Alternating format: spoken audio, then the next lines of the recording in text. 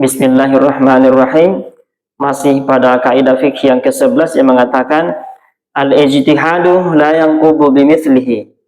Ijtihad tidak dibatalkan dengan ijtihad yang serupa. Contoh lain dari kaidah fikih tersebut adalah yang pertama, jika seseorang berubah ijtihadnya dalam menentukan arah kiblat, maka yang dipakai adalah ijtihad yang kedua. Tetapi tidak mesti mengqadha atau mengulangi salatnya jika sudah melakukan salat.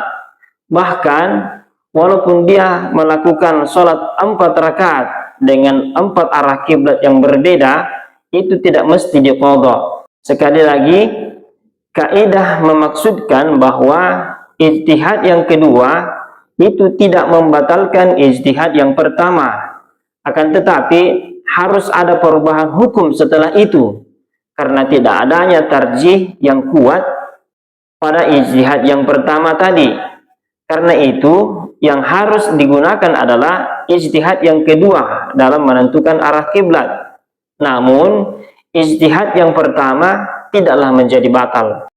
Contoh yang kedua, di dalam fikih pernikahan dikenal istilah khulu, yaitu mekanisme perceraian di dalam Islam yang diajukan oleh istri dengan membayar tebusan kepada suami untuk melepaskan diri dalam pernikahan. Kemudian ada juga istilah muhallil, yakni seorang laki-laki yang menikahi seorang janda yang telah ditalak 3 oleh suaminya dengan tujuan agar wanita tersebut bisa kembali menikah dengan suami pertamanya. Pernikahan ini biasanya dilakukan bukan hanya adanya niat membangun rumah tangga yang sakinah, melainkan hanya untuk memenuhi syarat agar wanita tersebut halal kembali bagi suami terdahulunya. Setelah akad dan hubungan suami istri terjadi, sang muhallil menceraikan wanita tersebut agar suami pertama dapat menikahinya kembali.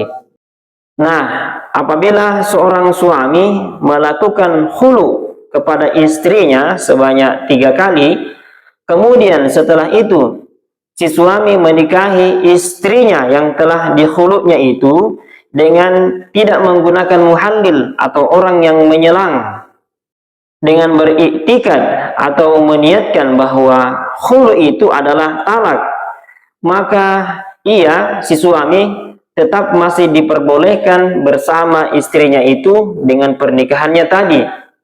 Imam Al-Ghazali berkata, jika hakim telah memutuskan untuk menyatakan sah pada pernikahannya itu, maka tidaklah wajib memisahkannya, walaupun kemudian ijtihad hakim itu berubah untuk memisahkannya sebagai perubahan hukum yang telah dinyatakan hakim dalam ijtihadnya. Sekalipun hakim tidak memberikan keputusan harus pisah, maka hukum dalam pernikahan itu terdapat keraguan-raguan.